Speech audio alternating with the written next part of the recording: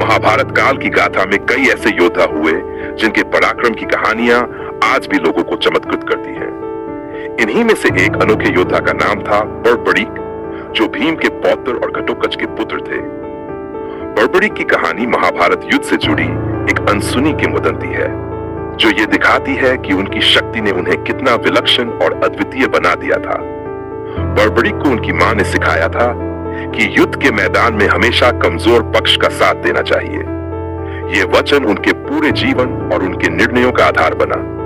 अपनी तपस्या और साधना से उन्होंने शिव की कृपा प्राप्त की और 3 दिव्य बाण हासिल किए। इन बाणों की शक्ति अद्वितीय थी। एक बाण से पूरे युद्ध क्षेत्र का विनाश किया जा सकता था। ये बाण अपने लक्ष्य को भेदने के बाद अपने स्वामी के पास वापस लौट आते थे। बर्बरीक के बारे में कहा जाता है कि वह इतना पराक्रमी योद्धा था कि अगर वह महाभारत के युद्ध में हिस्सा लेता तो युद्ध का परिणाम मात्र 1 मिनट में तय हो जाता।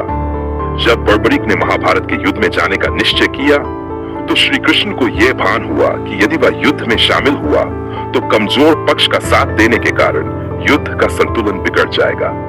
श्री कृष्ण ने इसे रोकने की योजना बनाई। ब्राह्मण का भेष धारण करके श्री कृष्ण ने बर्बरीक के पास जाकर उससे भिक्षा मांगी।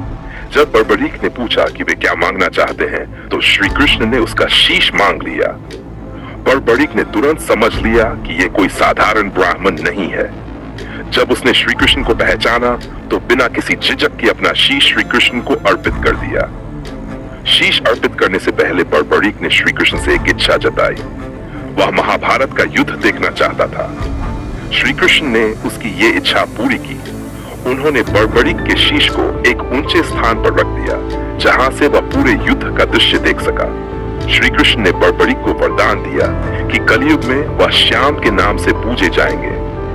ऐसा माना जाता है कि बर्बरीक ने ही खाटू श्याम जी के रूप में अवतार लिया, जो राजस्थान के सीकर जिले में स्थित है। खाटू श्याम जी की महिमा। खाटू श्याम जी के मंदिर में हर दिन हजारों श्रद्धालु दर्शन करने आते हैं।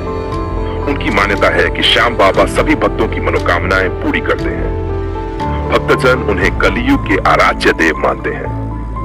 बर्बरीक की ये गाथा हमें न केवल उनकी अद्वितीय शक्ति की याद दिलाती है,